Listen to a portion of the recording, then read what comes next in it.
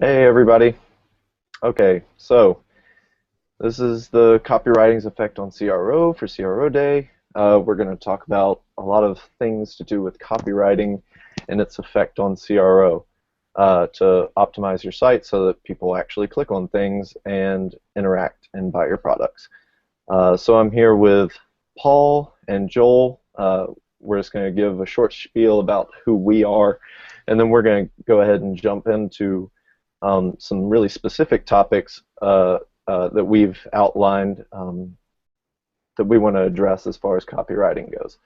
So, Joel, why don't you go ahead and introduce yourself? Sure. So my name is Joel. I'm a conversion-focused copywriter, a business casual copywriting. Spent my early 20s kind of arm wrestling with Google, working for a digital agency, doing SEO, and then made the transition into content and focusing on getting people to do what you want using words. So that's a little bit of me and my background. Awesome. All right, how about you, Paul? I'm Paul Jarvis. I'm a web designer and writer by trade, and I spent almost 20 years working with clients, getting their design and their words good enough for people to click on, and I also do that for myself, selling my books, selling my products, and all of that. I do a lot of testing and iterations and research in order to get the best conversions and that sort of thing. Awesome. And I'm Sean. I'm Sean Smith. I work with Simple Tiger. It's an agency that I'm building with my brother and partner, and we focus on content marketing for our clientele. It ranges anywhere from startups to Fortune 500 companies, and we help them make their copywriting better on their site. We put out content, and we help them rank with SEO, which kind of is synonymous with everything else. So yeah, that's about all of us. How about we go straight into Joel talking about your point of contention, I guess, with copywriting. Sure. So, like Sean said, we're going to each kind of cover a topic that is close to our hearts and that we think is really crucial and critical for copywriting and its impact on conversions. And then after that, we're going to be launching into like a live sort of page fight style critique of people's pages and analyzing things live off the floor. So that should be a lot of fun. The thing that I wanted to talk about, just in brief, because I think no matter what the niche of the client I'm working with, whether it's a software as a service, whether it's been actual trades and things like plumbers, whether it's local businesses, something I see commonly that they're doing wrong or they're missing the boat on is properly defining their unique value proposition. Or just value proposition is a little bit less intrusive for people to think about sometimes. A lot of the time, clients just don't know where to start. They're not sure where to go to find what their value proposition is. They might have an idea of what they think makes them unique, but they haven't validated it. And so what I want to talk about really quickly is just, first of all, a 10-second exercise that anyone can go through to sort of figure out what their value proposition is, or at least start moving in the right direction. Give you a couple criteria to think about as you're trying to define this, because this is what you're going to build sort of the rest of your copy off of. It's something that you need to communicate really quickly and really effectively. And then I'm going to give a few examples of people who have really hit the mark and some people that maybe missed it and what I think they could do to improve. So that 10-second exercise I was talking about, it's as simple as filling in a sentence for your business. So that sentence being, we provide blank to blank so that they can blank without blank. So we provide X service or product to Y audience so that they can accomplish Z activity without and then a pain point or a friction point. So for myself, that might be, we provide conversion-focused copy to mid-sized businesses so that they can convert more customers without the long wait times and hassles of working with a creative diva, something like that, right? When you're trying to put together your unique value proposition, you need to consider all those things: who you are, what you do, what you're ultimately helping people accomplish, and then the things you're helping them avoid as well. A good value proposition is specific. It's not something generic like high quality. Nobody wants high quality. That doesn't actually mean anything. They want what quality pertains to. Nobody believes you when you say we go the extra mile for our customers. You have to lead them to believe that on their own with the content that you put forward and the value proposition you put on the table. It has to be highly desirable. People obviously have to want what makes you unique. It has to be a promise. You have to be promising that person the value in return. It can't be a loosey-goosey, we just exist. Your unique value proposition promises that they're going to receive something in return. It's going to actually be unique. So, saying that you take time to listen to your customers, well, so does every business, or they wouldn't be in business. So it's got to be something that actually differentiates you. And then last is it's got to be believable. You can't operate on hyperbole. Again, just telling someone that you're amazing. You have to give them reasons or criteria to sort of judge you on that. So like I said, this is probably the #1 problem that I see with businesses that I work with, and something that they really struggle. It's not a slogan, and it's not your mission statement. It's something that's definitely customer focused. So where can you go to kind of validate? You might think that what you do or what you think makes you unique might not actually be what customers care about. That's another problem I see, is people emphasize a value proposition that the customer doesn't ultimately want. So for example, maybe you're emphasizing that you save them time when what they really care about is saving money. Those are not the same thing, and so your value proposition might be unique, but it's not actually what they want. So where do you validate this idea? Well, eavesdrop on your customers, go into forums, go into places where they're talking about you, and listen in. See what most frequently is brought up as a pain point, a problem, something they'd like to overcome. Read reviews for yourself and your competitors, so you know what your competitors are known for, and what people are saying. How they identify your brand, how they think sort of you pertain to them. And the last thing is to sort of just ask people, why did you buy from us? If you're totally clueless as to where to start, that's the simplest survey question, single survey question you can ask is, what's the reason you chose to buy from us? So I want to jump into a couple quick critiques here. The first is for a company from my city here, and it's called Vegas Fitness. So this is a situation with Vegas Fitness where what makes them unique is that they have small class sizes. It's really personalized attention. There's lots of equipment that other gyms don't have. You can go in there and do a lot of CrossFit stuff. But the biggest thing is it's really, really personalized service. Now, what they want to have happen on this page is for someone to click and get a free gift card. But if we just look at this page right here, and assuming that I'm not going to watch this video, because you should never assume someone's going to interact with something on your page unless you've tested it and you're sure that's the case. But we've got empower your body, look and feel better than you ever thought possible. And so that is a promise, but it's not what actually their customers are looking for. Yes, the end result they want is to look and feel better. But in this case, it's a unique scenario where they actually need to know the differentiator. Why should we go into this gym? What is different about this place? So in this situation, something that Vegas could be doing is putting forward more of that sort of personal touch, because that's what makes them unique. Putting forward that it's more one-on-one, that we're going to come alongside you and work with you. So finding a way to succinctly sort of condense that value to a person instead of something generic like empower your body, which could apply to a supplement or virtually any gym. We go down a little bit, and we've got great service, great community, great workout. And again, it's not that these things are not bad. They're all kind of mini promises, but they're all really generic. Everyone says they've got great service. Everyone says they've got a great community. Everybody promises a great workout. You need to lead a customer to believe these things are going to happen instead of assuming that they're just going to trust you when you kind of put these things on the table. And then by the time we get to the end of the page, it's already too late. We've already missed the opportunity to prove why we're different, what makes us unique, and now it's just right into the services. So. And then you've got this start to get your $100 gift card. So what might happen here is you might actually get people to sign on. $100 free is an attractive UPP, or attractive offer, I mean. But at the end of the day, it's not necessarily what's going to make people stick with you for the long term. You may get a really high turnover of customer because they come in not really knowing what to expect. One that's a really quick critique is paper. So this is a really creative line that we've got here. Set idea is free, but it tells us absolutely nothing about what paper is, how it helps people, what ideas I'm setting free.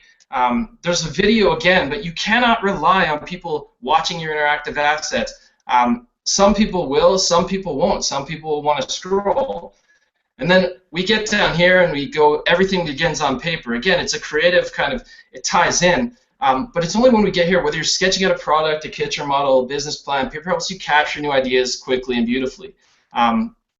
I still don't know what the mechanics of this are, what makes this different than physical paper, how this is actually helping me. And then share your ideas to Mix. I don't know what Mix is, so I have to click the link and now leave this page to find out. And discover and remix ideas with others. So that is finally a kernel of uniqueness where I can remix and share ideas, but it's poorly hashed out, so I don't fully understand it as someone who's never used paper before. And then a little bit of butt kissing, but the company that I think really has sort of done a better job with UVB is Unbounce, so the big sponsor of CRO Day. Here we've got something that's super clear, helps people self-identify, and makes a promise that's highly desirable. So build, publish, and A/B test landing pages without IT. The promise there is that anyone can do this, it's beginner friendly, I won't need to involve IT. Then they go a step further and saying the mobile responsive landing page builder for marketers. So again, another point of differentiation, it's mobile responsive, and they've helped directly identify their audience, which is marketers. So as you're putting together your pages, really think about your unique value proposition. Don't just slap something down. Don't assume that people agree with the value proposition you're putting on the table, but start with that sentence that I sort of opened up with. We provide X service to Y audience so that they can accomplish blank without blank. And that's going to kind of help point you in the right direction. And with that, I will turn it back over to Sean to talk about what he's going to talk about. Awesome. Yeah, that's great. You might notice I just changed locations. I just realized my laptop was about to die. Anyways, so that's awesome. And really, my kind of whole thesis of this conversation was going to be focused in a very related section, which is headlines focused on benefits rather than features. I noticed that too many companies actually focus on features in their headlines and the features that they think people will care about far more than the actual benefits and the value. So going back into Joel's talk about really nailing down what kind of value you have to figure those out for yourself. You really have to figure out.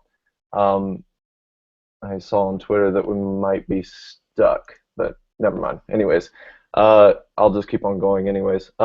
Yeah, so you have to figure out that if the features or the benefits that you are putting forth on your website and your main headline, you have to make sure that those are actually the features and the benefits that people care about. So how can you do this? You can do this in a few ways. First off, make sure that your support staff are actually figuring out how people got to you, why people bought, and also following up with surveys. And you can easily do this via SurveyMonkey or an app called Delighted to figure out exactly what kind of things that your customers value. A company who has done this extremely well, I believe, which they should because they are an actual support software, is Groove.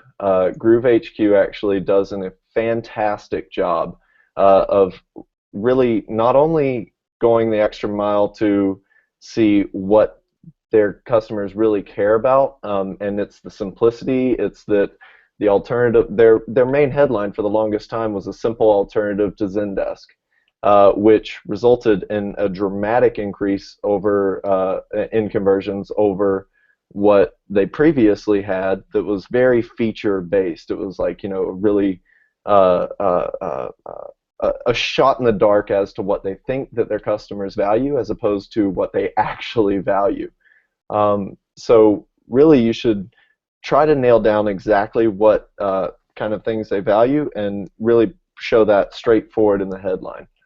So as Joel was saying, those are all exercises that you can use. You should definitely try to be using your customer support agents and follow-up surveys to figure out exactly what they care about, but also go the extra mile to figure out how they're talking, what their lingo is, that kind of stuff, to really kind of make it a lot more personal. So I'm going to go through a couple of examples really quick as to people who I think do it really well. So this one is one of my favorite examples. Full disclosure, I've worked with them before, but I didn't actually create this headline. I wish I did. But is create professional client proposals in minutes. I don't think you could actually say what BidSketch does faster and with more value than that. I want to be able to quickly create proposals. So whenever I come to this and I see that I can create not only nice professional client proposals, but proposals in minutes, because time is very, very valuable to me, it creates a very nice pull in my direction. And they tested multiple different headlines. They actually tested this subheadline a lot, and really they found that by giving a bit of social proof, which is extremely important early on, it helped a lot. And also, you see a lot of things actually stand out on this page. So you have, a bunch of money earned for BidSketch customers, obviously a big concern whenever you're talking about proposals, and integrations are really quick to point out.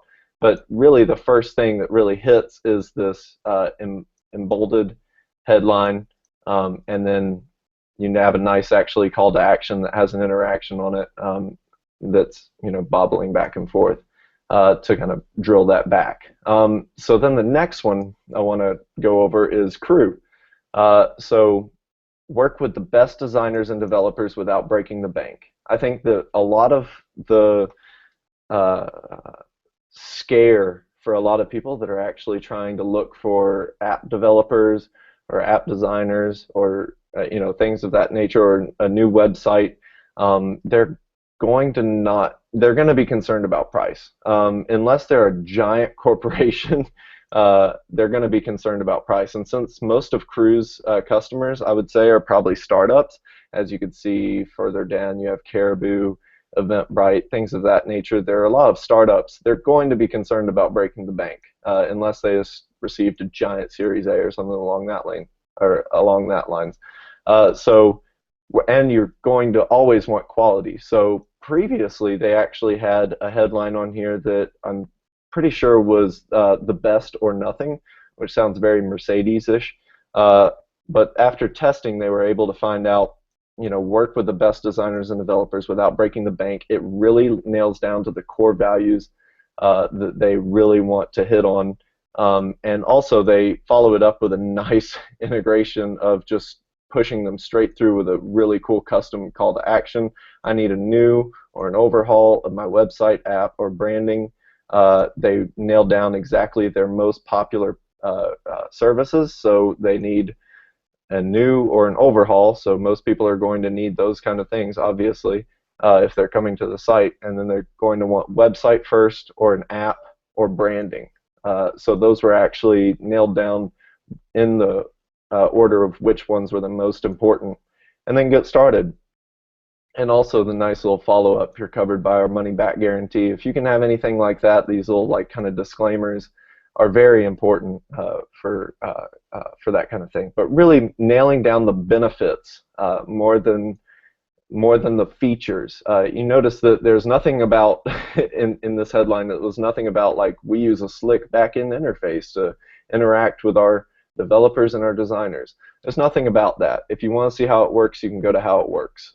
Really focus first off on this, and whenever people want to drill into features, have somewhere for them to really easily click to go into features. And then obviously you go down a progression of what else is the most important on the page. So you have a simple process, makes it very easy to understand exactly how things are going to happen. We've got you covered. You have no banks, no lawyers, no worries, because it has built-in legal systems. All of these kind of things are very nice, reaffirming things. Then the kind of projects that they work on, all of the different kind of projects, and then examples with social proof. It's pretty much one of my favorite landing pages that I've ever seen. So I think that really making sure that you're focusing on benefits and value more than features is one of the most important things you can do when you're talking about copywriting for a landing page or for just your general website. So with that, I'll pass it on to Paul. Alrighty, so I am going to talk about, is my video, I don't see my video working. Yeah, it is. Okay. Yeah, I have you Okay, cool. featured. All right, so Basically, I'm going to talk about today the language that you use and its impact on conversions. So what I've noticed for myself and for my clients in the tests that I've run is that the language that the people use that make the landing pages, either the experts, because I work a lot with people who are single-person brands or companies, is the language that a company uses or the expert uses is markedly different from the language that their audience uses. So if you've written a book on a subject, then the way that you talk about that book is going to be completely different than the way that your audience would talk about that book. So I found that the more that you can overcome that gap of the language of an expert versus the language of an audience, the more that you can build the trust and the understanding and the empathy that's required for somebody to take action or to purchase or do the intended action that they want them to do. So I found that the best way to get around that is by doing a bit of research and by doing a bit of surveying of your audience. So what I do for my landing pages is I actually get my audience to write them for me through doing surveys of them and by talking to them either on quick Skype calls or through sending them really directed surveys. And an example of a survey that I would send to somebody would be, let's say, 3 questions. I like to keep it short because people don't like to spend a lot of time doing you a favor. So I would ask them, why did you buy or hire what you did specifically? So if they bought something in the past, why did they buy that as opposed to any of the other things on the market? Second thing I would ask them is, what were the problems or the challenges that led you to buy this thing in the first place? And the third thing that I would ask them is, what are the results that you expected when you purchased that? And from those 3 questions, you can really get a lot of insight into how you want to structure the writing on your sales page, not just in terms of talking about the features instead of the benefits, which is obviously important, but to talk about those features in a way that your audience can empathize with and can understand. Because when an audience feels like, this page gets me, then they're much more likely to be, okay, I'm going to sign up for this list, or, oh, okay, I'm going to purchase this product. The people need to feel like they trust what they're buying from. They need to feel like that landing page understands them. If a landing page could understand somebody, they have to feel that in order, because a lot of purchases or a lot of actions taken come from an emotional place as well as something where it's like, okay, I actually do need that. They need to feel the emotion that they need that first. So if you can speak to them in a language that makes sense to them, then they're really going to want to take action on it. So I kind of go through a couple steps when I'm writing copy for my landing pages or when I'm leading a client through writing copy for a landing page. I go through the surveying, which I just talked about, and the 3 questions that I typically ask. It can change client to client. Then we go through those results. We start to look for trends, but we also start to look for trends in language. So are there certain words that people are using to describe their pains and motivations? Are they using specific words to describe what it is that they purchased? Are they using certain language to describe the results or the intended goals that they had with it? So for an example, if I'm writing a book and I have a book landing page that I need to build and I'm surveying my audience, I get some beta readers to read the book, and then I get those beta readers to describe the book back to me, and I get them to describe what led them to want to read the book, their problems and challenges, and what results they expected when they finished reading the book. And then from that, I can take their language and use that as my landing page. I can use that as a basis for how I construct my landing page. And I'll go through actually 2 of mine, not because I think mine are the best, but just because I know the research and the backstory behind the way that I set up and the way that I worded the landing pages in the specific way that I did. And I tested these as well. So I've changed a few things around. So I am going to screen share. All right, so I got my modal already. So this is a landing page for a book that I wrote, and I actually got the tagline for the book by talking to my audience. So I not only came up with the copy for the landing page, I actually used the data collected from surveying my audience to come up with the tagline for my book, because they wanted to make better art, and that kept coming up, is that they wanted something better, and they kept relating to the work that they did as art. So I used that, and then I start with, I found as well, that most conversion people find that when you relate to the audience right away, then that tends to work better. So I start with you. You're creative. And then I have a little bit about what the book is specifically and what the book talks about. Then the next thing is a buy button. And I basically call, and I do this on all the sales pages, and I keep finding that this works, is I have a screw it, let's do it button. So before they get to all the other information, if they know that they want this product, there's a way right close to the top that they can just be like, I already know I want this book. I just screw it, let's do it. So there's always a buy button basically right at the top, near the top of the page. Then I have a bit of social proof, and I tried very hard to get Derek Sivers to get a quote, not just because he's an awesome guy, but because the people that are interested in this book know exactly who Derek is, and they know Derek as like, ooh, if Derek's recommending this book must be good. So it's not enough to just have social proof. It helps to have social proof that relates directly to your audience and to the pains and motivations that they have. Then I get into what you will learn how to do, and then for me, I always like to have a what you will not learn how to do. I always add jokes. I find humor is a good differentiator for my own products, because if people get my humor, they're much more likely to enjoy my products and recommend my products. So I always lead with a bit of humor and personality, and I find that that differentiates me, but it also helps bring my audience closer and push the people who wouldn't be interested in it farther away anyways. So I'm using language here to kind of figure out, okay, you might be part of my audience, okay, you might not be. Then I have another quote from somebody that works at a company that everybody knows, MailChimp, and she also wrote an amazing book on content, which is kind of meta, but it's a great book, nicely said. And then I then I move into pricing. So I always put the most expensive thing first, so that's the first thing that they see.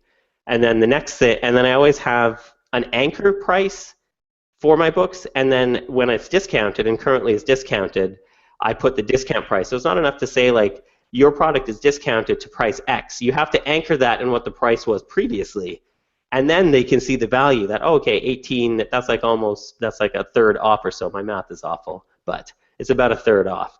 And then you get into some samples you can listen to, because it's an audiobook and that's what I'm trying to sell more than the paperback. I lead with a sample from the audiobook. I lead with the sample from the highest price point item. And then at the end, if you don't want the book, then maybe you just want my articles. And then when you get on my mailing list, you get pitched the book anyways. So you can't see that unless I move my screen. So now you can see that. So at the bottom of the screen, it's just a sign up for the newsletter. So that kind of takes you guys through how I basically use my audience's language to craft the sales pages that I write. And I get my clients to do the same. And every time we do testing on this, the thing that I think would be the best headline versus what I craft from my audience, basically taking the research and their language and using it, their language always, always, always wins in all the tests that I've done. So I always try to lead with that. And it's easier, too, if you have a starting point of keywords that you want to use or language that you want to use or pain points that you want to pull from. It's easier than starting from scratch. So that's basically my spiel on the way that I craft landing page copy. Awesome. Awesome. Okay. Well, we also have, these are all great points, and I wanted to say we're going to jump into kind of a page fights mode now, where we're going to be doing a group-oriented critique of a number of pages that have been submitted to us. Over the past month, we've been looking for submissions, so we have a good bit of pages that we're actually just going to go into a kind of critique mode with. And then we're going to open it up to some live Q&A. So we have a Q&A app on the Hangout, so if you guys want to pop in there and add some questions, I see that there are already some in there that we can pull from immediately. So yeah, we're just going to hop into this group-oriented critique pages. Let's see. Let me hop into screen share. All right. So this one's the first on the list.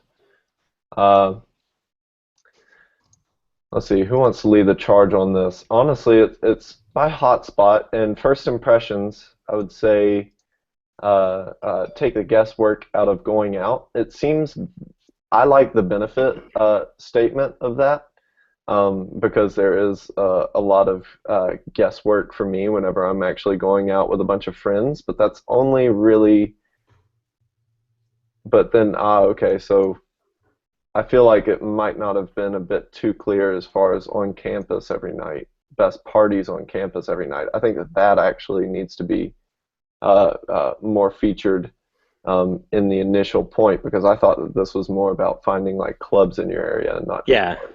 The headline makes it feel like I could be part of that, and then the next line feels like I've been in college for 20 years, so this doesn't apply to me. But I don't know that until after I read the headline. So yeah, I think it should be a little flipped around and at least differentiate who your audience is sooner and in the bigger text. Right. And I think that while representing the actual app is smart, I don't think that maybe right here is the smartest. And I think that honestly, in the background, if you had some kind of picture that actually set the tone for the audience itself, as opposed to just, hey, here's our beautiful looking app, um, I might be a little bit more interested in it, or not interested in it, blind faced because it doesn't appeal to me or it isn't, pointed at me. But either way, that's a very important distinction to make early on. Yeah, Joel, what do you? I think the one thing when I was looking at this page, there's kind of a conflicting verbiage between the action you want people to take and then sort of the promise of what comes next. So it says enter email to get an exclusive invitation. Then there's the field for the email address, and that's all nice and clear. But then the call to action is get access. Well, what am I getting access to? What I want to have happen is get my invitation, or what I want to have happen is find parties. So to me there was a little bit of friction there, because all of a sudden we've gone from talking about, okay, you're going to get an invitation, to get access, and it's kind of an ambiguous access. Just to echo too, Sean, what you guys and Paul, what you guys are talking about, I do agree. I think you might want to swap even that subheader and the headline around a bit, or play with the verbiage a little bit, because I think getting college kids to identify right away that this is for them is going to be huge. And then totally agree on the design front. This honestly, like, it could be for new moms or something. The way this is designed, it's really soft and like it's elegant, it's nice. But when I think about finding a party to go to or something, it's kind of a really muted page where I'm thinking like I'm in the mood for something exciting. Yeah, you want to So that was show my the thought on outcome. Yeah, you want to show like Ultra to a bunch of like Ultra Music Festival to a bunch of college kids. That's what you Yeah, want to this show. looks like it's selling app design. Yeah, exactly. This actually looks like a design agency's website, Yeah. which is definitely not what you want. And then, I think yeah, you're right. With the call to action, it's very ambiguous, and that's very important. Like it should, I mean, even like instead of invitation, if it just said like get partying would be even easier or something like that. Like that, it seems a bit ambiguous. Yeah. The next thing for me on this page too, Sean, if you want to scroll down just a little bit, is all of a sudden now this is friggin' jarring, because we've gone from something that's like beautiful and elegant to don't go to shitty parties, which yeah, that is my language as a college kid. We've gone from like welcome to this beautiful, gorgeous app to like, whoa, you just socked me in the face with a totally different and kind of inconsistent tone. It doesn't match, the design. It's now something like, it's a message that I think will resonate, but everything surrounding it is kind of confusing. The explanation that you've got here is actually really clear. Hotspot shows you what house parties and bars are the most fun on campus every night. Your map tells you which parties have lots of beer, good music, and no cover fee. Again, I'm left wondering a little bit just myself about the logistics of how you figured it out, but I'm going to trust you can, and that's awesome. And then I do like also the way that you alleviate risk here. It says it's secure, exclusive, and helps you and your friends have more fun on the weekend. Though I would test one thing is I'm not so sure that people are really so worried about exclusivity, because what you're promising is an invitation to a party where lots of people are. So that exclusivity for me is kind of a question mark. I don't really understand the purpose. It's not a tangible benefit, so I kind of gloss over. So I think about maybe putting something else in there or just taking that out. Yeah, I actually, funny enough, I would say that this would go better here to immediately polarize the audience. I think that polarizing your audience and making sure that you're actually preaching to the right choir is one of the most important things you can possibly do right from the get-go. I mean, it's very telling in a lot of just general marketing strategies where people have, or large corporations have taken a really a big stance on certain kind of little big pop culture issues, and then their sales have either spiked or gone down, but one of the two have happened, and they've either usually they spike just because people that agree with them are coming out in droves saying yeah, and then the worst thing is you lose a couple customers. But I think that really polarizing your audience immediately is extremely important. And you're right, this is a complete a sucker punch to the jaw. So yeah, it was just such a disconnect. Only for college students. Yeah. So immediately whenever I saw this, yeah, your first thought is, oh, cool, I can find out really new cool clubs in the area, and then so complete disconnect. Yeah. Yeah, the design and the language doesn't connect either. Like there's inconsistent branding isn't just the visuals. Branding is also the language that you use on the page. So if you're saying things like "don't go to shitty parties" and you have like a pretty high-end fashion sort of look and feel, or like an agency look and feel, it's not going to if people feel jarred, then the trust factor isn't really going to be established, because it seems different. It seems like the copywriter and the designer didn't talk at all, and somebody just kind of smushed them together right at the end. Exactly. And I think that honestly, yeah, that whole that whole thing is very odd. I think that really, yeah, they didn't. It is completely apparent that they didn't talk, and it does. They try to seem like it's a very like prestigious app right here, like coming to these really nice colleges and stuff like that around the nation. And it's just like, okay, well, even if they went with something that was a little bit more like Olo's design, the social network Olo, it would be a hell of a lot better. Or Elo, sorry. It would be a hell of a lot better, just because it's a lot more grungy of a feel, and these kids are not really, I think, looking for like the pristine place to go party like this. But yeah, that's a party at your rich uncle's house that maybe you probably don't want to go to. All right, let's move on to the next one. They're gonna have shaken but not stirred martinis. Okay, let's see. Ingenuity. Get proven measurables across your owned and earned paid content. Joel, do you want to lead on this one? Sure, yeah. I just need 1 second because it's okay.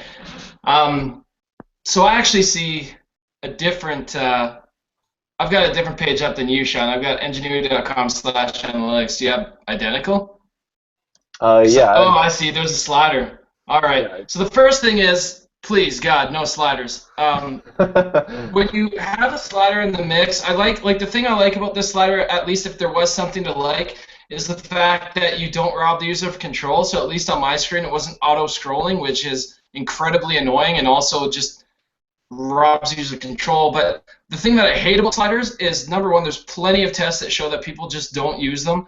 But number two, you can't, just like you can't count on people watching your video, and you shouldn't kind of build your whole conversion strategy around that until you've tested it, you really can't count on people kind of going through every single slide on the page. So if there's something critical in there or something really important, or even if you're trying to segment audiences, a slider's not going to do it, because I have no concept of what's coming next or what to expect. You've now taken away control, and that's something that I, as someone coming into your site, do not want. You want to really lead people naturally from interest to purchase. So when you put a slider in the mix, it's just kind of a random randomizer that can hurt you. The other thing is, we're dealing with a page where there's lots and lots of trapdoors. So we've got plans and pricing that shoots me somewhere else, and then we've got get started free right next to it. Well, which do I want, A or B? You might push me to plans and pricing. I might get distracted, see something there I don't like. You're better off to, as much as you can, have a single goal and consolidate. Have one thing you're trying to get people to do, and arm them with all the information that they need to do it.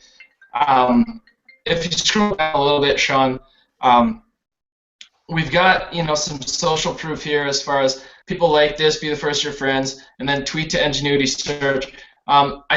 It's okay where this is, but again, I'm not really sure what purpose that serves just yet. Like, it establishes credibility a little bit, but I still don't know enough about you to know whether or not, I'm interested in the opinions of others just yet.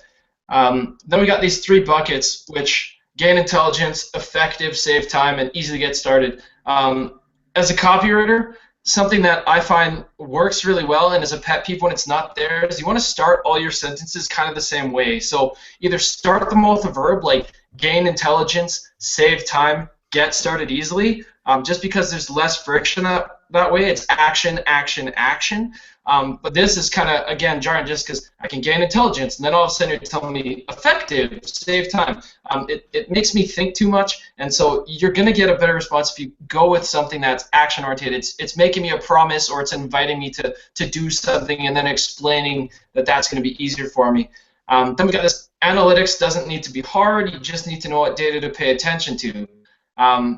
Okay, does this help me identify which information to pay attention to, though? Because you've kind of just pushed that onto me, and you haven't really proposed a solution. You haven't said, we make it happen, or this is how we make it happen. So I'm left thinking, okay, well, I need to know what data to pay attention to, and you're trusting me to make the logical leap from, I understand this to this is going to help me figure out what to pay attention to.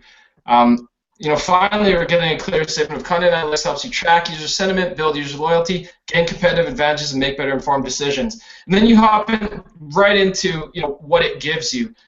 What I would like to see on this page, and what I would like to see honestly on most software as a service pages, is more of the process, more of the how. You tell me again, see exactly how your content is perceived, keep tabs on content by its emotional response, helping you focus.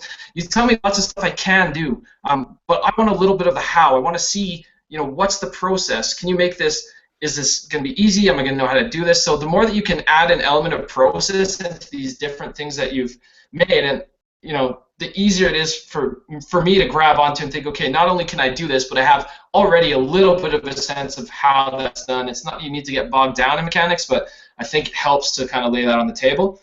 And then finally, your final call to action at the very bottom, Sean. Join the thousands of professionals who trust Ingenuity Analytics. The thing that's ironic about this for me is you have thousands of professionals and not a single personalized testimonial. What kinds of professionals? Are they like me? What do they like about it? You could really use some testimonials here to substantiate that claim, because right now you're trusting me to trust you that thousands of professionals whose voice you've completely muted really, really like this.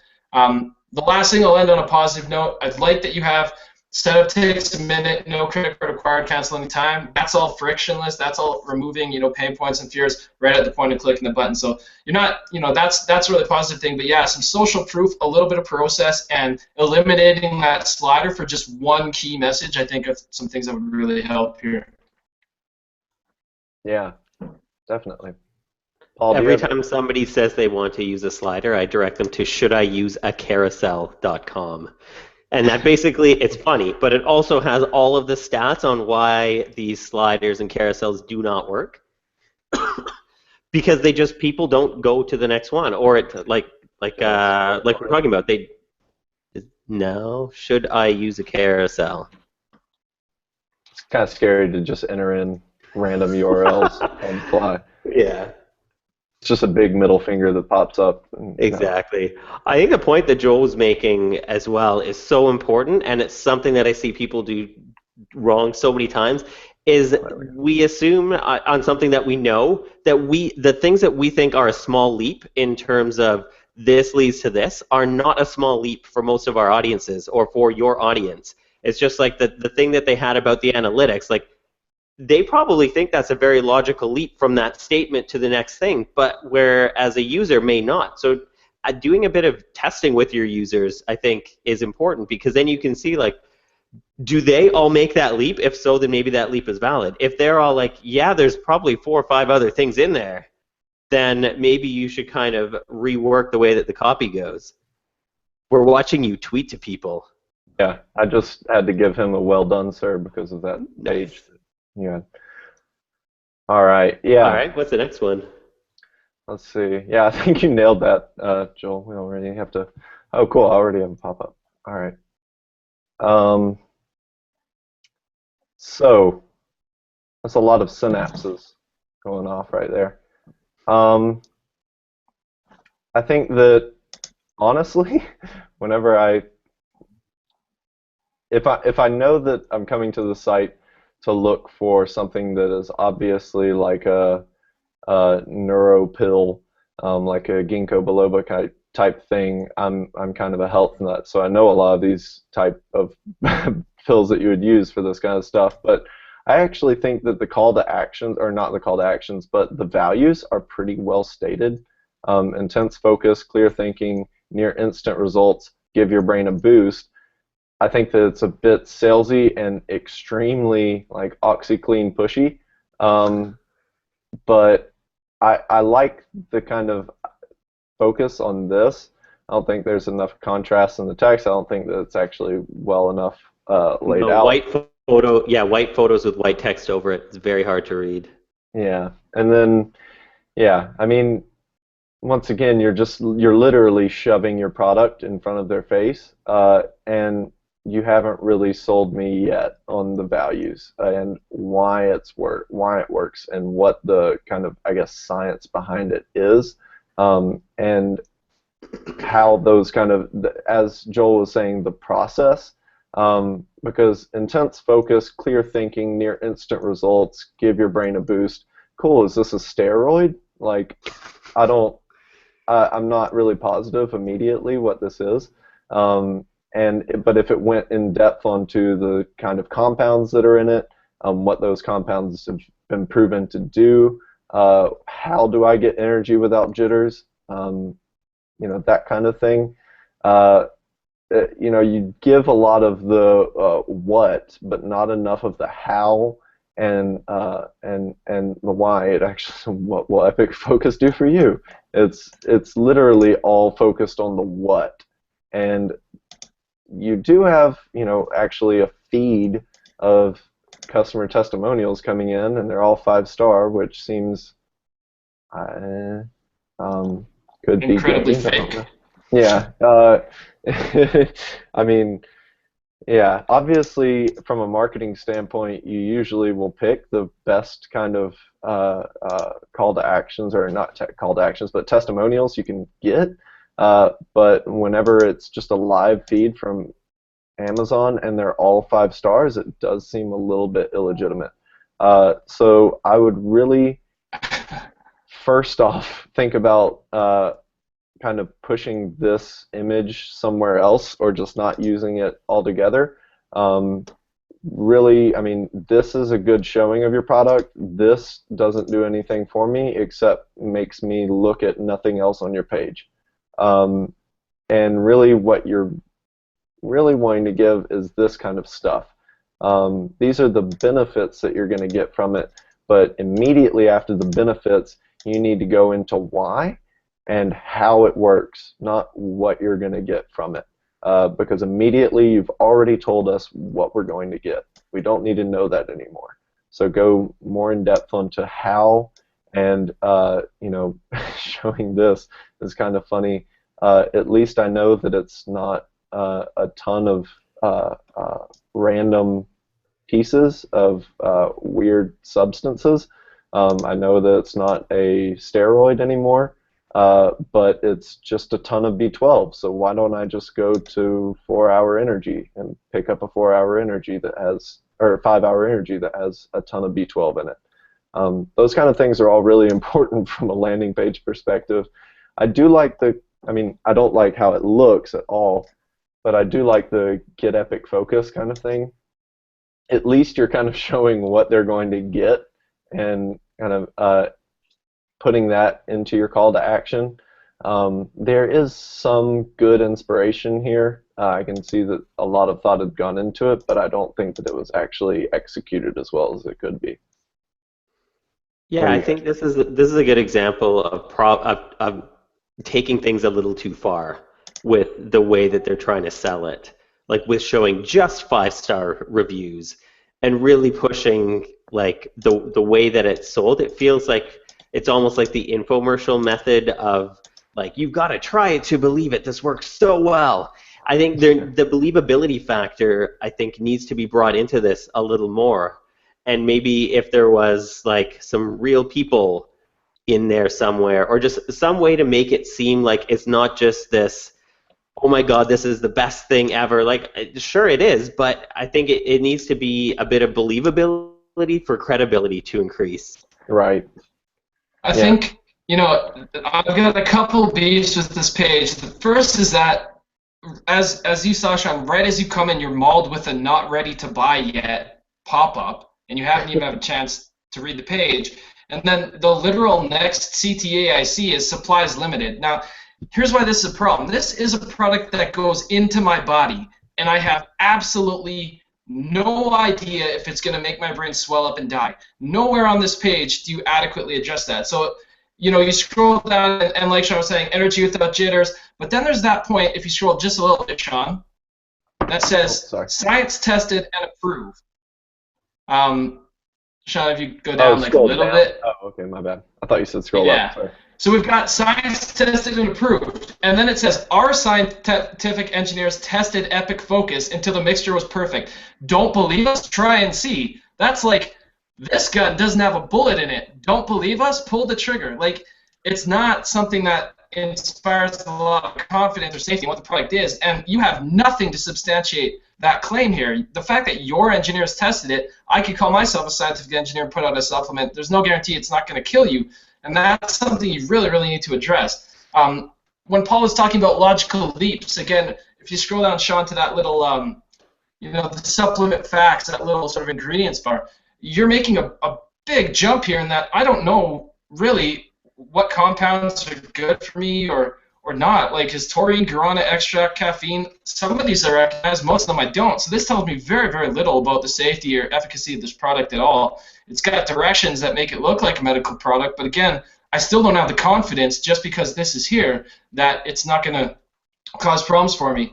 The 5-star thing, as has been pointed out a few times, is hugely problematic because it looks gamed and fake. But my favorite part of this entire page, if you scroll right down to the bottom, Sean, is the final kind of call to action. Ready to succeed in life? Order today. That is not a good prefacing statement. Succeed in life, that has nothing to do with that I want more energy, I want it to be safe, I want a supplement that's not going to kill me. So really, my biggest beef with this page is there's no third-party substantiation, there's no explanation of how it was tested, there's a very, very weak kind of explanation of what's in the darn thing. There's no, testimonials of people who've taken it. The stuff that is there looks like it's game because it's all perfect. So to me, there's a long way for this page to go to earn the credibility for me to want to put it in my mouth. Yeah. Yeah. Yep. Yeah, I definitely level with you on all those points. Yeah, there's something to be said about a huge the bullshit factor that or the bullshit filter that the internet has. And whenever you have like 5-star Amazon reviews and you're just pushing that and then pushing a live feed, that is extremely jarring, especially with the salesy of a page. Okay, so let's pop over to the next one, a hair salon.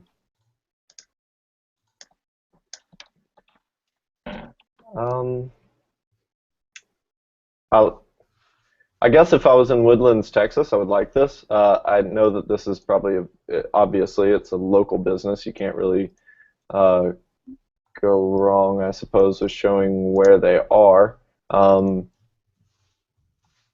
This is one of those cases where it is very apparent that copywriting is going to be really important, but really showing it through visuals is going to be extremely important, and really laying out that whole the whole story via visuals and then really reinforcing it with the copy is the main part. So I think that on this page you do a good job of showing visuals of people with really pretty hair and whatnot. I assume that this is very pointed towards females. Probably don't do men's cuts, I would suppose, from this landing page at least. I don't know. I'm kind of puzzled by this one. What do you guys think? I think especially the headline needs a bit of like uniqueness to it. Yeah. Like maybe they're putting in hair salon in Woodlands for SEO benefits, or they think it's for SEO benefits, but still, like as a customer, I'm sure there's lots. I have no idea where Woodlands, Texas is, but I'm sure there's lots of hair salons. So what makes yours different, better, unique? Why is it suited more for this type of woman than this other type of woman, kind of thing? So it needs to really differentiate some audience somewhere. And I don't really I don't know. I cut my own hair, worst person to talk about as far as the haircut stuff, but. Yeah, I think it just, like, if I'm thinking about it, it's like, okay, I need to know why I want to go to this hair salon as opposed to any other hair salons if I go to hair salons. Right. Yeah, I think for me, the thing that I take away from this is in my mind anyways, and I think others can substantiate this or disagree with it, but I think this page just has a fundamental lack of understanding of how people buy the product that they're trying to sell. At least in the real world, I think that most women, when they're looking, and men, but most people when they're looking for a hairdresser probably get it off of word of mouth. They want to, they hear from someone that they got a great cut here, that this person is awesome, or they want to see the work. What have you done? How have you styled? Because again, this is something where the product is attached to you, or it deals with you. The last one was a supplement you're ingesting. This one is a hairstyle you're gonna have to walk around with for a while. So not only do they have to prove, that they've got some personality, that this place is unique. But where this page falls short, even beyond a copy level, is I'm not sure. Again, we've got all these images that are really nice, but almost too professional way, because I'm not sure that these are actually customers of this place. There's no before and after, which would be immensely helpful. And again, the ask right at the top and the bottom is to schedule your appointment.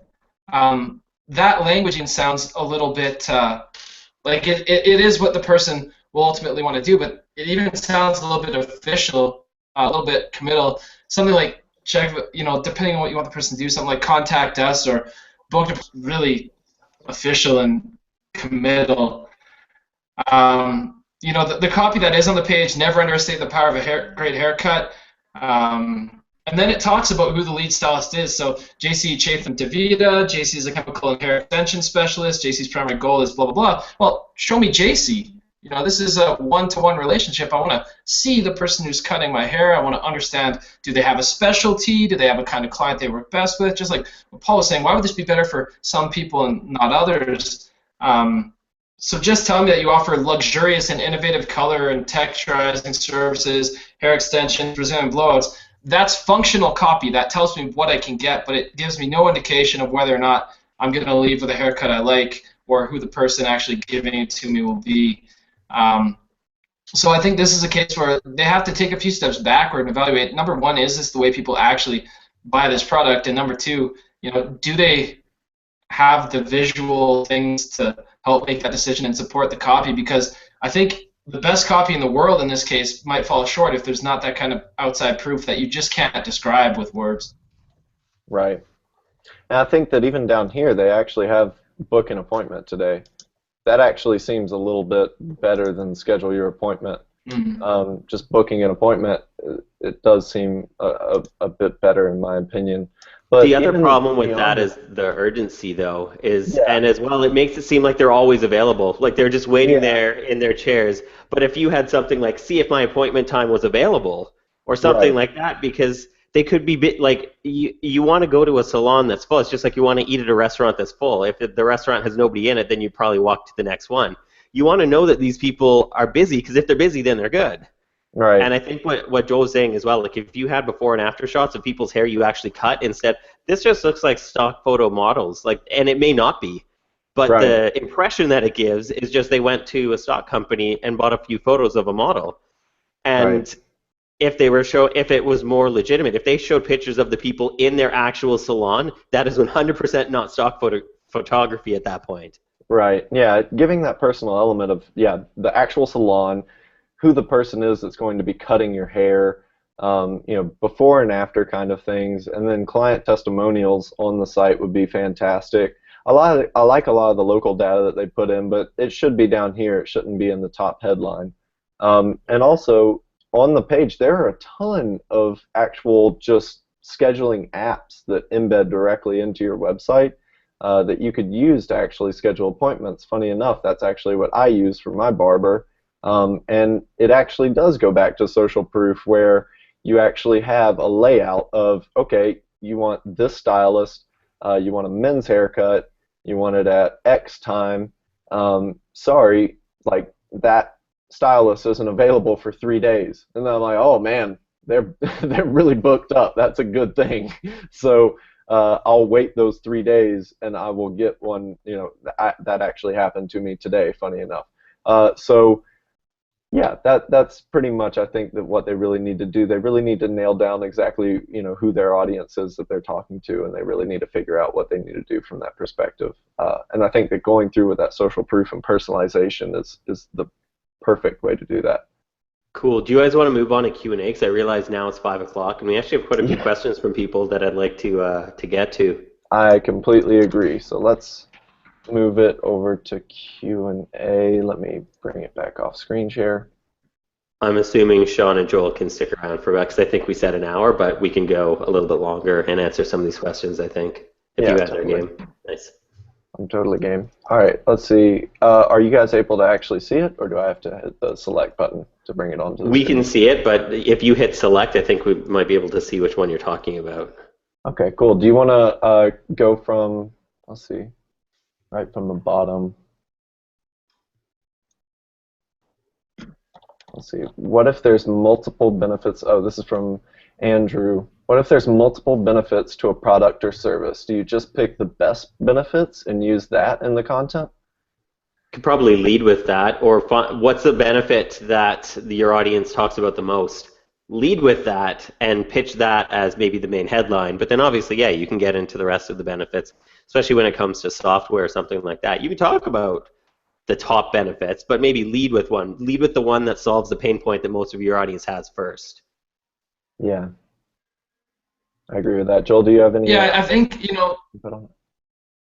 yeah, I mean, there's in my mind, there's two kinds of benefits, right? There's game breakers, where if that benefit is not present or if that's not solved, a client will walk.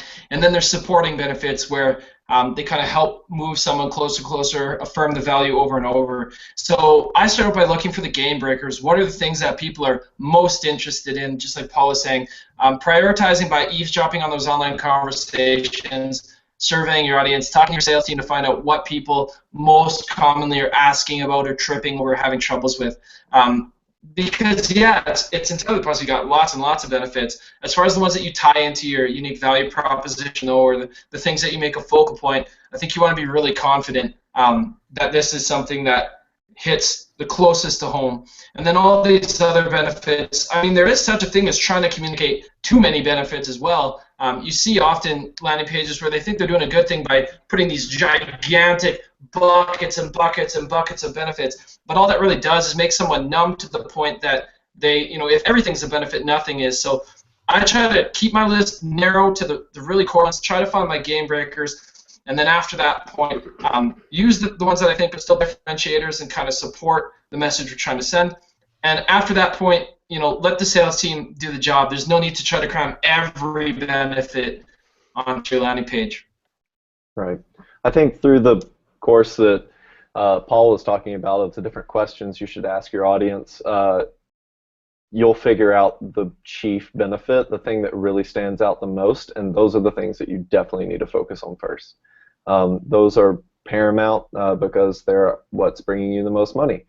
So focus on your biggest benefits first, and then, as Joel said, let the rest of your site do the rest. Remember the Pick Crew one that I had. The chief concern for them was price and really good designers and developers.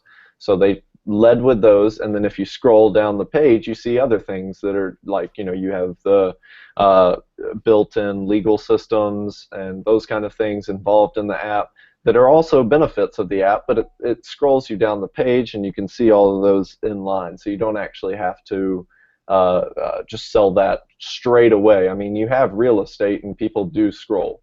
So also, it is, as we said earlier with the carousel, do not get a carousel so that you can just push all of them at the very top. Because while the top of the fold is important, it's important to tell the most important things. It's not there to show everything. So, yeah, I think that's really my spiel on that one. Let's see. All right. Let's head on to the next one. Any tips on trying to get people who fell out of the sales funnel to answer a survey, or does it simply come down to A/B tests to plug those holes? Let's see. Do any of you guys have any opinions before we jump into this one? I've tried this before. The best way to get a response is to ask them one question. Past that, if they're not interested, they're not going to want to do a survey. But I typically will ask one question, and I've had some good, like, why didn't you want to buy this? Kind of something worded more to your brand. But I've had good luck with that to help plug the hole a little bit. But if you're trying to get them to answer like a big survey, they don't want your stuff. They don't want to hear from you again. So I found that the best way to get any response is to just ask for the smallest amount of information possible at that point. Yeah, the lowest barrier to entry. Yeah, I would say that. And then also, I mean, you don't just have to ask the people that leave. I mean, it is important to ask the people like one question or something small that they might respond to, hopefully.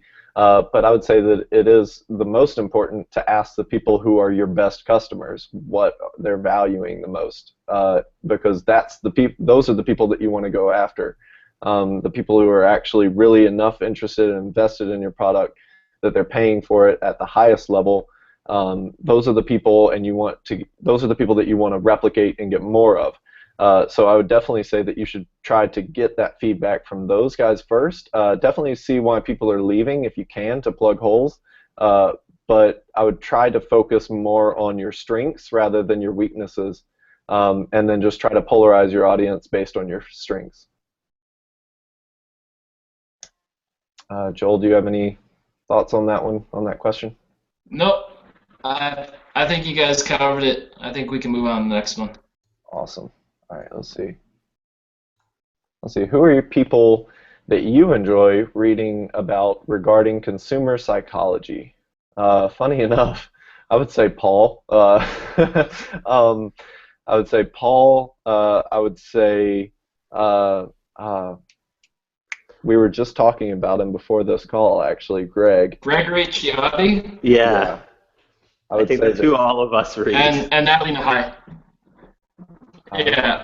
Gregory Ciotti is far and away the guy that I pay the most attention to in that space. Natalie Nahai is another person who talks about psychology fairly often.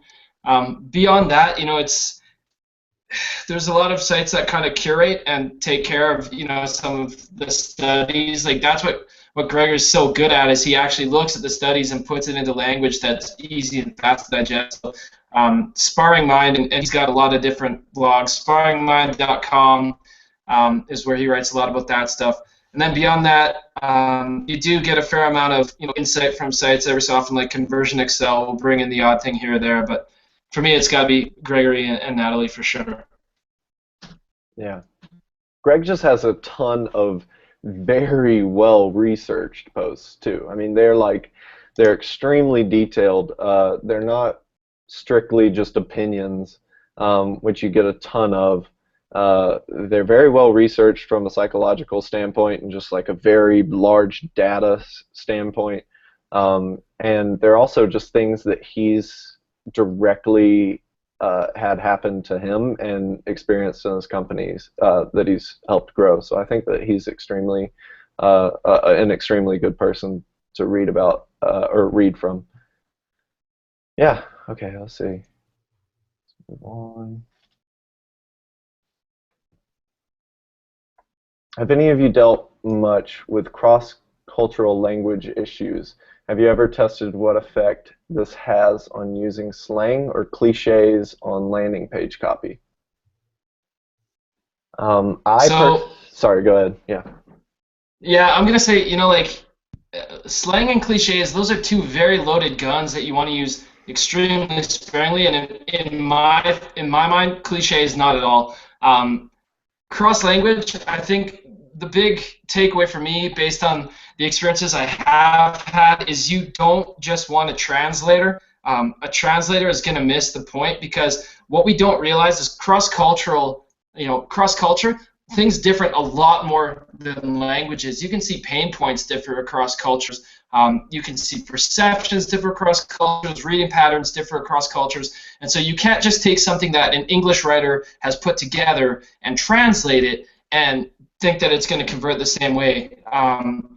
It just doesn't work that way. As far as slang goes, slang in my mind should only be used to polarize audiences. Just like we saw earlier today with "Don't Go to Shitty Parties," that hotspot app, that isn't immediately polarizing because of the language used. It should only ever be used when you are so confident in who your audience is that you know that's going to click with them. And again, you have to be careful because if things like design or other areas of the page or other language used elsewhere don't sync up, then you kind of look like the dad trying too hard to be cool. Slang and cliches, I would throw them out, don't use them. Slang, it has to match your brand. If you are just trying to weed it, wedge it in there to appeal to people, but it's not the way you communicate elsewhere, that's going to show. But the big thing that I would say is you can't translate. You have to localize. You have to have someone who knows how those people think and communicate, put that content together. Yeah, I agree fully. That's a everything great I point. would have said. Yeah. Awesome. Let's see.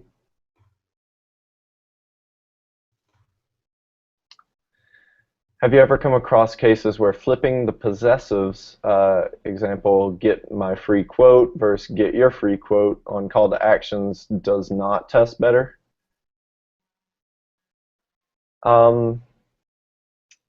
Usually, I would say it depends on what you're saying. Let's see. Oh, on the actual button itself, because get your free quote and like a headline above the call to action would be great. Get my free quote on the actual button itself seems a lot more in play because it's your action that you're actually doing. You're clicking on the button to get your free quote. However, if you're just showing it in the headline, get my free quote, wouldn't really make sense. I would say that I don't have personal data to back that up, so test it. I would say that is a blanket statement across everything. Even if I have data to back it up, you need to test it because it's a completely different audience. But yeah, I would say that definitely try to test those two variables. Try it in the headline and the button. I would say try 4 different cases with the different variances spread across the button and the headline itself. What do you guys think? Yeah, I mean, to answer the question directly, have I personally seen a situation where my versus your converted better? Yes, but I'll explain, the context, and I think that's the big thing is there's a lot of things that get touted as best practices, and we might even talk like they're the same across, every industry, but they're not. I tend to default when I'm writing first drafts, when I'm writing baselines, use the possessive because in my mind you want the person to reflect on it. The one situation that I've seen where we had statistical significance of a difference was when we were selling an elite consultancy. Instead of schedule my free appointment where they own the decision, what we think anyways is that by saying schedule your free appointment, it still left that air of like we are really talented, you're privileged to have an appointment with us kind of thing, which for that market makes sense. So I think the nature of this question is good, and I think it's good to be thinking that way. Like I said, I default to the possessive, but you have to test it because weird things happen. I've even seen different ways of saying that something is free. So I've seen saying, we'll pick up the tab, outperform, you get it free. Whether it's possessive, we're taking, you're taking care, you get it, we're taking care of it. These are all things that there's no concrete, hard and fast best practice. You really just have to kind of compare variance and see. Yeah, I agree fully. Okay, let's see. How okay is using a humorous tone for a financial services website? Our main targets are from 25 to 45, and is it okay to have humor on the form, or should we have it on the whole website or at least the landing pages? I would say immediately from what Paul was saying and what Joel has been saying, that if you're going to have a humorous part or a humorous tone, and that is just part of your brand element, that needs to be everywhere. If it's something that's just kind of very small or a minutia detail, then potentially not anywhere. However, you need to be very rigorously testing that because you say your audience is a somewhat young audience. I would say that potentially I know that I would probably react pretty well to a humorous type take on some of the financial services and stuff like that, because a lot of it is just known to be kind of a bullshit thing that you have to go through. So actually adding some humor into those forms might actually make it just a better experience for me. However, a bit too much humor or just things that don't matter while it's actually taking up my time, that would kind of piss me off. So I think that, taking that approach to where you have to have, if you're going to have it branded, your entire thing needs to be very well established as far as your brand, your entire website, everything you do, your blog posts, everything need to be aligned with the central brand, and people need to understand that about you, because it's going to polarize your audience. And if that's just on one landing page and people, are you just trying to do like a paid ads promotion just to people between 25 and 45 and hope they react to humor? It just seems kind of odd to me. What do you guys think? Two things. First thing, humor is a gazillion times harder to write than normal copy, because good humor, it's really difficult. That's why every landing page isn't funny, because humor can really polarize and really bring people to your brand, to your audience, and really make them feel comfortable with it. But that's why writers get paid, like humor writers, good humor writers get paid a lot of money. It's really hard to do humor well. The second thing is that humor offends everybody. It doesn't matter how vanilla it is. You run the risk when using humor, and I know because I use humor personally in everything that I do, you really, really run the risk of offending people unintentionally for whatever it is, however vanilla you think that humor is. You run the risk of potentially offending somebody. And that relates back to the first point, because good humor is really, really hard to write. So if you're going to put humor into your landing page, there should be a good reason for it. Like Sean was saying, there needs to be a reason why it's there. Like, is your brand quirky? Like MailChimp, for example, is a great example of a website that does humor well. Everything about MailChimp, their tone, their design, the language they use, the processes they use, it's funny.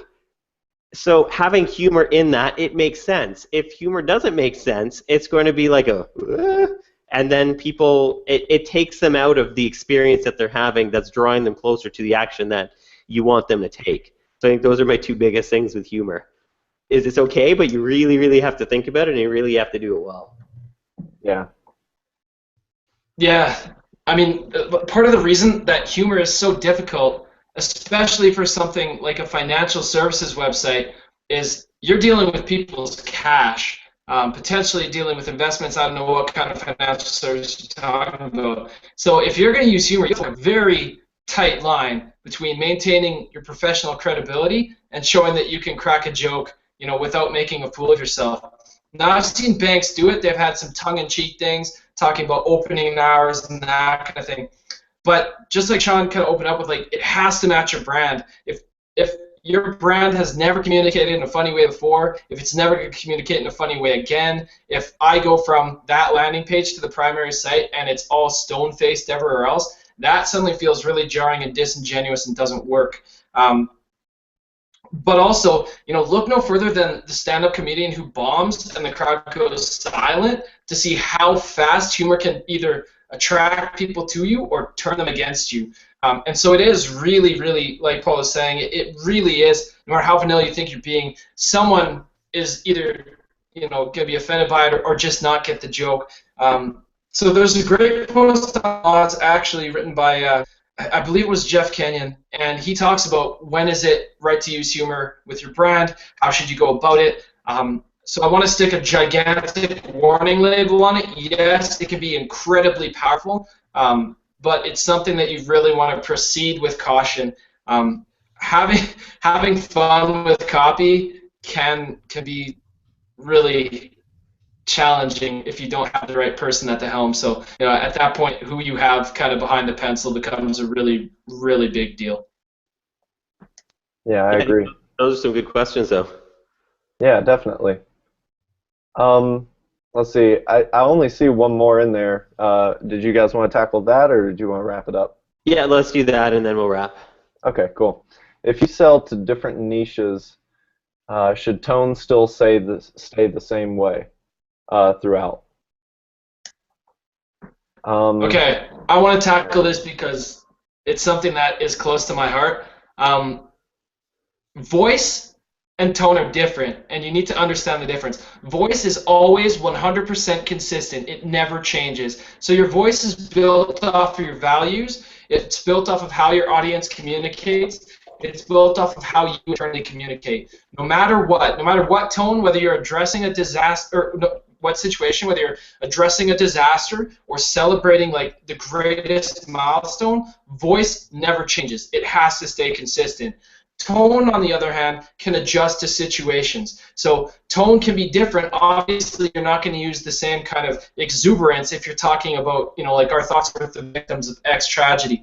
And so when you're dealing with multiple different markets, right? Say you're trying to appeal to like the under 25 crowd, and then you also have a product that appeals to, over 50 people. Like senior citizens, I can't really imagine a product other than toilet paper right now that would apply to. But in any case, when you've got multiple audiences, what you need to do is look for the overlap, what they have in common, especially if you only have, a handful of pages to deal with. But you can't contradict yourself. You can't try to be both like the cool dad and like, the not cool dad. I don't know. You can't simultaneously be really hilarious with one audience and then be stone-faced serious all the time with the other. It just doesn't work. So your voice has to be consistent. You've got to find where these kind of groups meet in the middle, because if you're selling a product, there's got to be a shared value common to every different niche or every different market, and kind of stay in your lane. It can be tempting to do things like humor. It can be tempting to do things like shock value. It can be tempting to do things like the really long-form sales page, the infomercial style. You have to look for the commonalities and stay in your lane. yeah, I agree fully. If you see a lot of really big businesses, they will adapt, like say BMW or Mercedes for that. I mean, BMW is just really one that I think they're a very understated brand, and they've let their products do the talking for them. That's how they've always been. They don't really, push a lot of crap down your throat. They would rather you be understated, and that's just part of their game. However, and then you have Mercedes, who've long have like giant AMG engines that are just gas guzzlers that are crazy, and then they build a fully electric car, but their voice never changed. It was the best or nothing is their whole deal, and so their electric car that they brought out, they didn't bring out like a 50 horsepower electric car initially. They brought out like an 800 horsepower insane supercar that can like rip tarmac off a track. So their voice never really changed. And I know this is getting more into the actual products themselves than the actual copywriting, but it kind of carries all throughout. I mean, that the copywriting needs to be a representation of the company's voice all throughout. So if you're just trying to target different niches, as Joel said, you definitely need to have a core voice, and then you can, obviously target the benefits that are specific to the different niches, because different niches will have different things that they really care about the most. So actually, going back to Mercedes, you have a line of luxury cars that sell to probably 60-year-olds. I know I live in Florida, in Sarasota, Florida, and like 90% of people down here are like 80 years old, and they all drive Mercedes luxury cars because they're extremely comfortable. However, if they're trying to market to somebody like me for their new low-end, high-performance CLA, they'll try to push a commercial that just shows it ripping through the Mojave Desert. And I mean, they haven't changed their voice because their voice has always been the best or nothing. It's the best luxury, it's the best speed, but they changed the benefits around to target the different niches. So yeah, that's my. That's my input on that. Paul, do you have anything on that? No, I started thinking. I actually got married in the Mojave Desert, so I started thinking about that, and I lost total track of what we were talking about. But yeah, all Oh, the gotcha. points that both of you made were great. So yeah, Awesome. All right. Well, I think Cool. that's it. Yeah. Anyways, great call, guys. Do we want to do a sound off of where we can find everybody? sure. Joel, go ahead. Yeah, so you can read more of my stuff at businesscasualcopywriting.com. I also mod a group at inbound.org called The Pit, where we do landing page critiques. So you can come in there, share your page, and different people from different backgrounds, whether it's design or copywriting like me, or just all around CRO specialists, will have a look and give you some free feedback. It's a great place to connect with people. So yeah, business casual copywriting, and meet me in The Pit. Awesome. Paul, you want to jump in? Yeah, people Google Paul Jarvis. I'm the front page of that. I tweet at pjrvs.com. I love your little like moniker down at the bottom, internet guy. That's perfect. That's just he's the master of the internet. Yeah, you can find me at SNSMTH, so my name with all the vowels ripped out. And then also Simple Tiger. I write on there pretty consistently. I also write on Medium. That's my favorite place to write specifically, but I write on a lot of other publications. But yeah, just find everything through my Twitter, and definitely check out Simple Tiger. All right. Well, thank everybody, and thank you, Yeah, Paul. cheers, Thank you, guys. Joel. Yeah, and thanks everybody for tuning in. Yeah, Yeah. thank you, everybody. See ya.